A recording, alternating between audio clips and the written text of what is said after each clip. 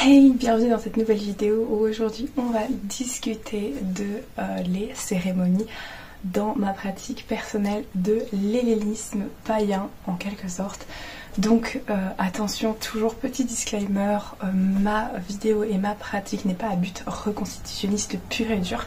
Je prends quelques petits éléments de la reconstitution et je fais à ma sauce le reste, et je pense qu'une pratique doit être comme ça. Voilà, j'adore faire ce disclaimer parce que des fois on peut se poser la question de est-ce qu'on est légitime de faire cette pratique là si on ne la fait pas correctement de A à Z.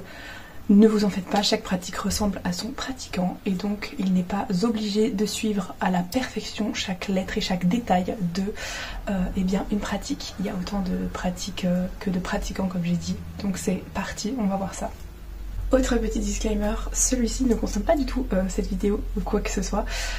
Ça concerne les vlogs. Je vous ai dit que je ferais quelques petits vlogs en fait de l'Irlande, etc. Pour le moment, j'ai pas eu le temps de le faire, tout simplement parce que je suis émerveillée à chaque fois que je vois quelque chose, donc j'ai pas forcément le réflexe de prendre mon téléphone et de filmer. Et la semaine, je ne peux pas filmer tout simplement parce que je suis en permanence avec les enfants, donc je ne vais pas filmer quand je suis avec les enfants, ce qui est logique. Voilà, on est souvent en train de faire des activités, etc. Donc je vais pas dégainer non plus mon téléphone et filmer en permanence, ce serait très mal vu. Voilà. Et puis ça ne me ressemble pas non plus. Donc revenons au sujet principal. Mes cérémonies commencent d'une manière un peu, on va dire, traditionnelle reconstitutionniste. Tout simplement, je les fais de la manière dont elles étaient faites en grande partie avant, donc tout simplement avec l'ablution, ensuite la cérémonie avec l'hymne d'ouverture, on allume le feu sacré, etc., etc. Donc toutes ces étapes-là, je vais vous les détailler. Le seul point que je ne fais, les points que je ne fais pas sont le code vestimentaire à respecter lors d'une cérémonie pour une ou plusieurs divinités. C'est-à-dire que je ne vais pas m'habiller en blanc pour les dieux ouraniens, je ne vais pas m'habiller en sombre pour les dieux chtoniens, tout simplement parce que je n'ai pas forcément les habits adéquats ou quoi que ce soit. Donc je ne fais pas ça lors de mes pratiques quotidiennes. C'est vrai que j'ai pas de vêtements qui sont que à porter pour les cérémonies, donc j'utilise mes vêtements quotidiens comme ces vêtements là quoi. Je ne vais pas m'habiller différemment pour faire mes cérémonies. Ce qui pourrait arriver dans le futur, tout simplement parce que je suis à la recherche de chitons. Parce que j'adore ça, c'est magnifique, et d'une sorte d'un petit voile ou d'une couronne de fleurs qui pourrait faire l'affaire pour mes cérémonies, mais pour l'instant comme j'ai pas trouvé, je fais avec les moyens du bord, comme je vous dis toujours, faites avec les moyens du bord. Donc moi je m'habille tout simplement normalement. Pareil pour les dieux ouraniens, je forcé non, mais je personnellement fais avec mes mains lever vers le ciel, donc là voilà, j'ai cru que le plafond n'était pas assez haut, mais ça passe parce que là il y a le plafond. Mais voilà, les mains levées vers le ciel. Et pour les dieux chtoniens, j'essaye de mettre une main vers le bas puisque je porte en fait mon livre des sombres où j'ai tout noté dans l'autre main. Donc je ne peux pas forcément lever les deux mains ou baisser les deux bras en fait. Et ce que je fais, c'est que je fais toutes les prières soit à voix haute s'il n'y a pas vraiment de personnes autour de moi, soit en chuchotant si je sais que ma famille est à la maison, ou que là pour l'occurrence la famille est à la maison.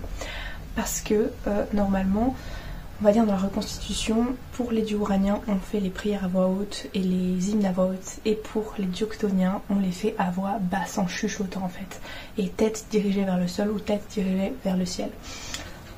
Et pour les dieux qu'on va dire qui viennent de la mer ou l'océan, si vous avez une mer ou un océan pas loin de chez vous, vous vous dirigez en direction de où se trouve la mer ou l'océan. Voilà, moi c'est pile poil en face de moi, ouh là là, je sais pas parler, pile poil en face de moi et la mer, donc j'ai tendance aussi à me diriger vers la mer directement.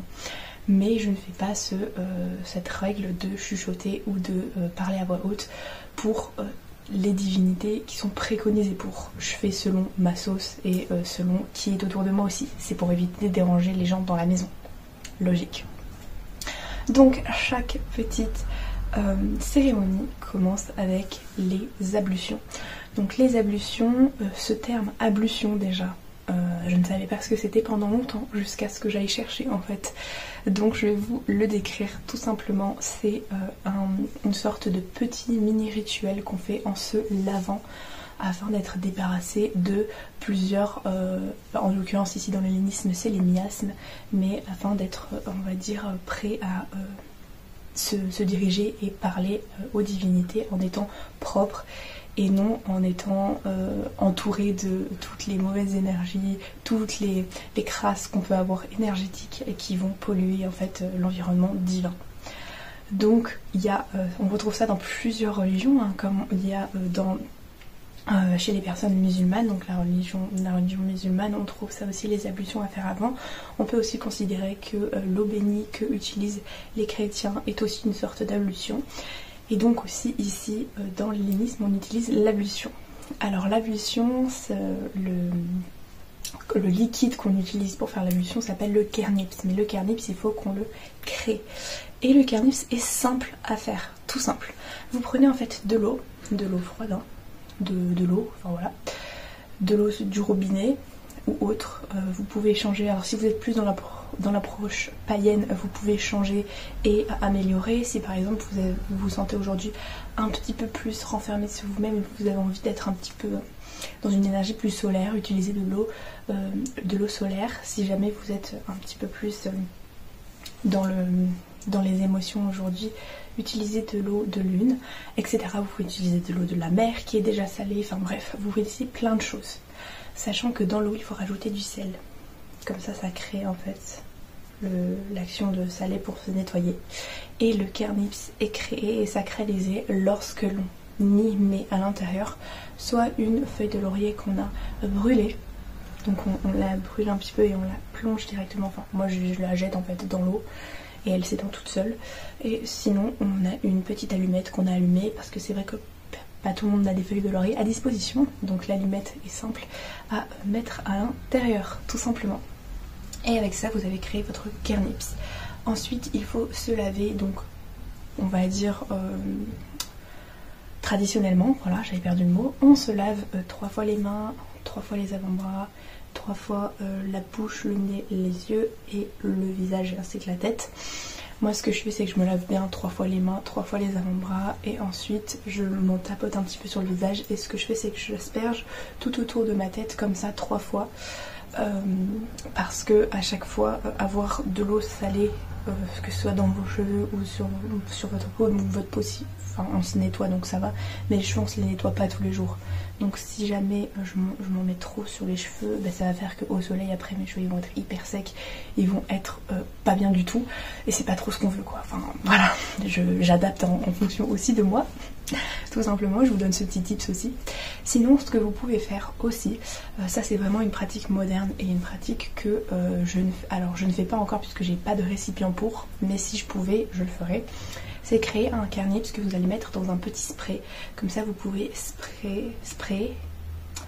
ouais, vous pouvez en mettre, c'est mieux. Vous pouvez en mettre un petit peu partout dans votre chambre et ça permettra de nettoyer aussi les miasmes énergétiques dans votre chambre directement.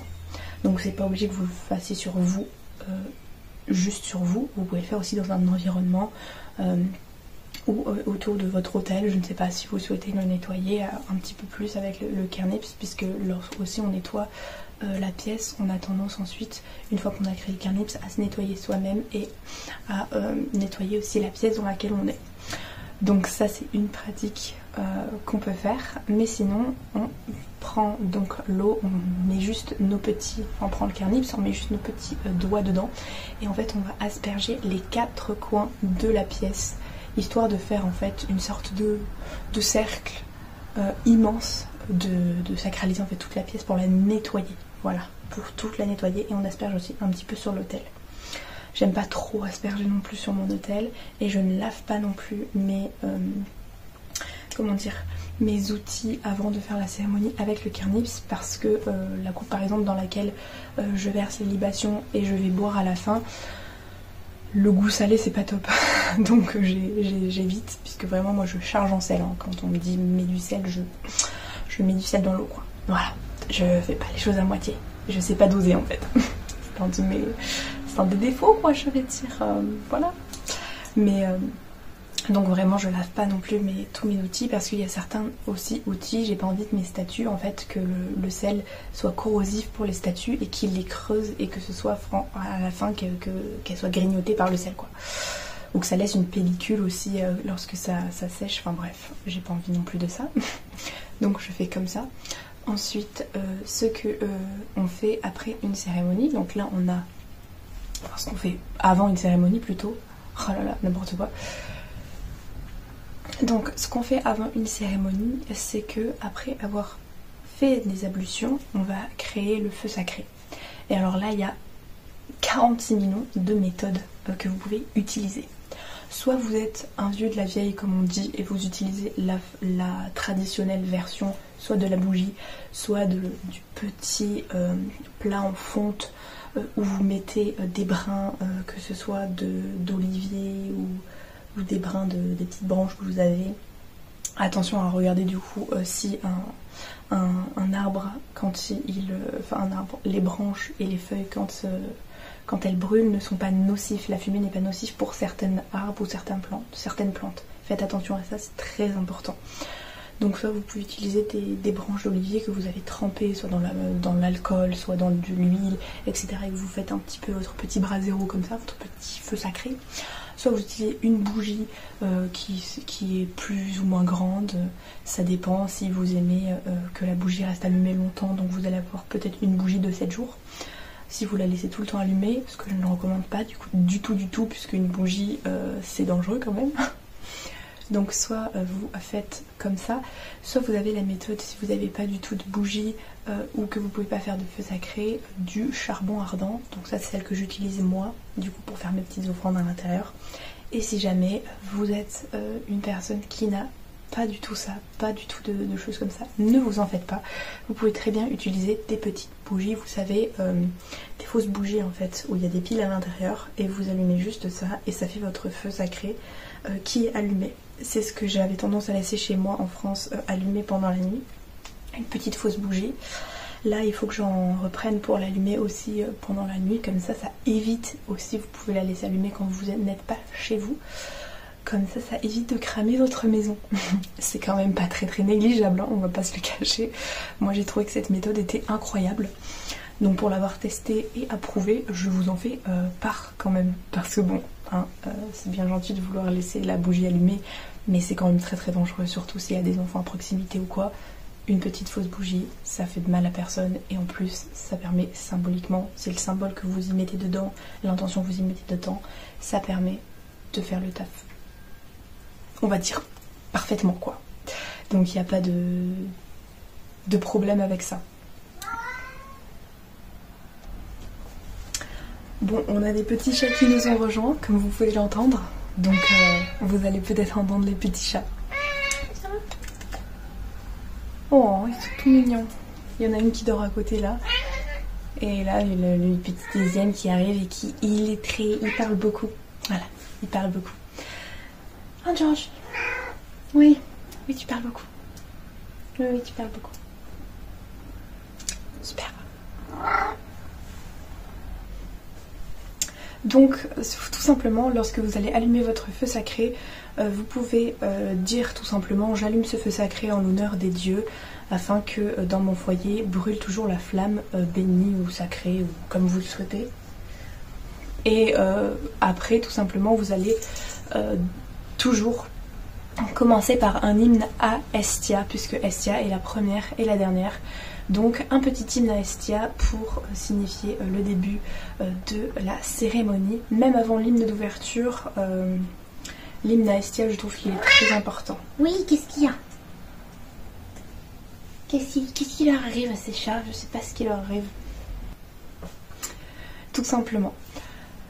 Donc l'hymne à Hestia, très important, toujours je trouve en premier, parce que Hestia est la première et la dernière, donc celle à qui vous allez faire des offrandes et des libations en premier et en dernier.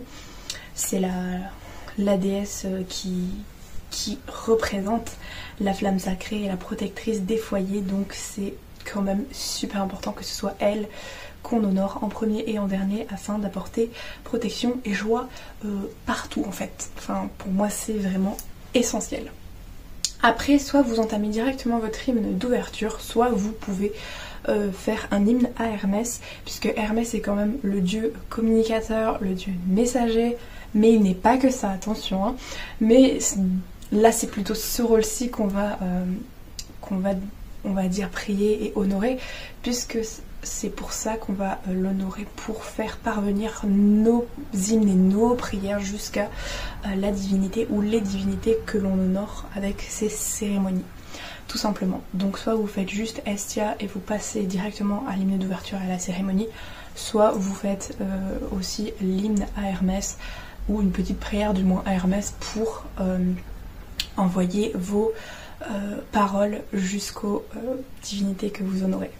Alors ensuite, l'hymne d'ouverture peut être un hymne général, juste en disant que vous accueillez et que vous honorez les divinités et que vous souhaitez bonheur et, je ne sais pas, bienveillance, bonheur, amour dans votre vie au quotidien, et que du coup vous honorez les dieux en leur apportant, comment dire, vos prières et leur hymne, en chantant leur louange, voilà. Tout simplement, un petit hymne ou une petite prière d'ouverture peut faire à peine 4 lignes, comme elle peut en faire genre 15, voilà, c'est totalement vous qui voyez, si vous voulez en faire un vous-même ou si vous voulez en trouver un que d'autres personnes ont déjà fait, ça dépend, encore une fois, c'est vous qui choisissez, tout simplement, voilà. Ensuite, donc moi j'utilise le calendrier attique pour savoir quelle cérémonie je dois faire et quel dieu je dois honorer, et j'ai fait mon propre pas mon propre calendrier attique, mais mon propre, comme on dit, mois de piété, donc mes propres cérémonies et adoration, on va dire, des dieux selon mon propre calendrier mensuel. Voilà, donc là je vais prendre chaque hymne pour la divinité ou les divinités que je vais honorer selon le calendrier attique et selon mon propre calendrier mensuel. Et je vais donc dire leur hymne, faire leur petite offrande et leur libation. Ça peut varier aussi, j'ai créé mes propres hymnes aussi pour certaines divinités qui n'en avaient pas, notamment Héméra, qui toujours est une déesse très chère à mon cœur, donc je lui ai créé son propre hymne et j'ai fait, on va dire, j'ai dédié une journée propre dans mon calendrier, rien que pour elle, où je vais l'honorer, tout simplement parce que voilà, Héméra, incroyable déesse, voilà, je le répète à chaque fois si vous ne le savez pas, c'est la déesse personnificatrice de la lumière du jour. C'est une divinité primordiale qui est mariée à l'éther, donc le ciel divin, l'air divin que respirent les dieux, tout simplement, et c'est la fille de Nyx aussi, c'est important de le savoir. Voilà. Donc une fois qu'on a fait tous ces petits hymnes et qu'on a honoré tous les divinités, vous pouvez soit faire des méditations si vous le souhaitez, soit faire des tirages de cartes, ça c'est dans le côté païen, mais vous pouvez faire plein de petites choses, toujours avec l'énergie de la divinité ou des divinités que vous avez priées, ça c'est vous qui le souhaitez, c'est vous qui voyez ce que vous faites. Si vous voulez faire aussi des petits rituels entre deux, il n'y a aucun problème, ça c'est vous qui voyez, encore une fois. Et ensuite on va prendre l'hymne de fermeture du coup, donc un hymne où vous remerciez les dieux de vous avoir écouté, vous remerciez Hermès d'avoir apporté vos paroles jusqu'aux dieux, vous remerciez Hestia d'être toujours présente dans votre foyer, etc., etc. Et donc encore une fois, Hestia est la dernière qu'on honore, donc la dernière avec qui on va à qui on va envoyer une prière ou un hymne avec la dernière libation, et ensuite on peut dire quelque chose pour finir tout simplement la cérémonie, comme qu'il en soit ainsi, ainsi réaliser, enfin ainsi fermer cette cérémonie, enfin vous pouvez faire plein de choses, et c'est tout simplement tout ce qu'il faut en fait pour faire une cérémonie. Il n'y a pas besoin de grands trucs hyper élaborés ou quoi que ce soit.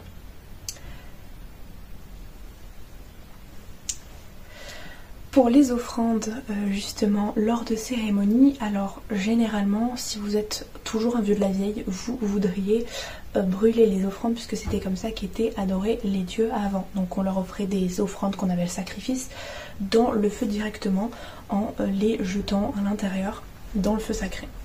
Si vous n'avez pas de feu et que vous êtes partisan de la petite bougie et que déjà une petite bougie vous ne pouvez pas mettre de choses à l'intérieur sous peine de faire éteindre votre feu et que la bougie soit complètement saccagée avec les tonnes de choses que vous mettrez dedans, ou alors que vous avez votre petite fausse bougie, tout simplement vous pouvez avoir un petit bol, une petite soucoupe ou quoi que ce soit, ou un verre même, où vous pouvez mettre les offrandes que vous irez ensuite rendre à la terre ou que vous mettrez en dernier, j'aime bien dire en dernier recours parce que c'est pas vraiment éthiquement ce que je fais moi, mais en dernier recours à la poubelle, parce que vraiment pour moi une offrande sacrée que vous avez offert à un dieu ne devrait pas se retrouver à la poubelle, mais bon, chacun sa façon de penser.